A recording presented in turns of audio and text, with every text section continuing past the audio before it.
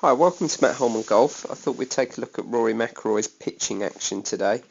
Found some great footage online here from, must have been a couple of years ago or pre the Nike era. Let's start on the left hand side. So he's hitting, maybe looks like a 70-80 yard fullish sand wedge shot. I don't know if he uses a 58 or a 60 degree. But he's not holding that off at all.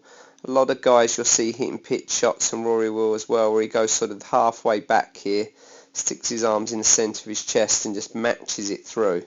He's making a nice full follow through here, so this is going to be sort of maximum height. Be plenty of spin on this shot.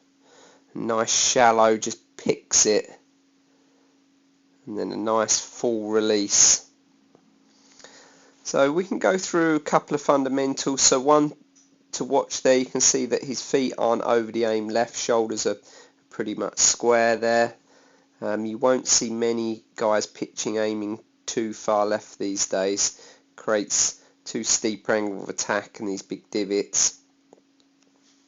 Now, compared to maybe done some recent reviews on guys like Hunter Mahan and Justin Rose, you're going to see that Rory keeps everything a lot more out in front of him, and really the secret to good chipping and pitching is we never get under plane. There are certain shots where we may want to do that on purpose, but I would say for 99% we want to be on plane to above the plane. So we said that shaft plane was our sort of middle point. We don't ever want to see the club head dropping underneath that. That's where we're going to tend to hit fat shots, thin shots, and the club's really reaching the ground too early.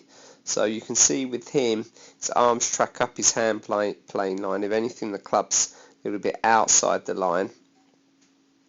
Just arms right in the centre of the chest, shaft just inside the ball, passive lower body. Great looking club face there. The other thing, we don't want to see this club face getting overly closed. It's going to really lead, or we're going to have too much leading edge coming into the ground, and you're going to take too big a divot. So real neutral club face, and then he has this nice shallowing move and squatting move that he does so well. And he just turns, look at the club head now, just tracks and pulls right down a shaft plane line. Chest is turning left, and now he's just going to work everything left with that nice passive club face. And this is really, to me, what all good pitchers do. They work the handle. Again, apart from certain specific shots, they work the handle left. And also the club face stays very passive.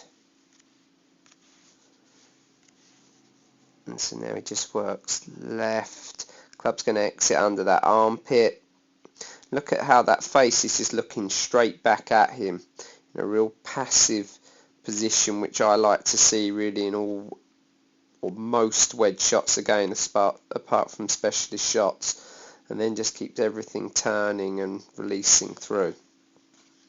So looking at it from face on here, you can see the ball's just a little bit ahead of middle. He has a nice move into his left side, so the centre of gravity is moving ahead of the ball, so he doesn't need to worry about having this ball position overly back. Also, by having it middle to fractionally forward, he's going to be able to create a real shallow picked action. The club's not going to be overly digging, so it stays quite centred. And I think even if you're a player in your golf swing, you like to see some movement off it. I think very few of those players you'll see moving off it much in their wedge play. It's just not enough time to get back onto the ball, so it's much simpler just to stay centred. I really like to see this L shape here. Body turns, he's got that nice move into his left side. His head's going to stay or come back to where it started. Now this is the other thing that I really like to see. They always talk about lag, and I think it's very important that we don't want to release too early in cast, but from the same extent, actually in better players, we don't want to create too much lag in the shaft. I know I see some guys teaching on YouTube these huge amounts of lag, like there's nothing negative to that. And I think there's a fine line between not enough lag and too much lag. So you can see he's really retained his width here, and that angle between the shaft and the left arm is staying relatively constant. We're always going to create a little lag, but the problem is, you look at someone like Steve Stricker, and he's such a good pitcher because he doesn't create too much lag in his action. He has a very wide action. It's very consistent. You're going to be able to get shallow, consistent ball flight that way.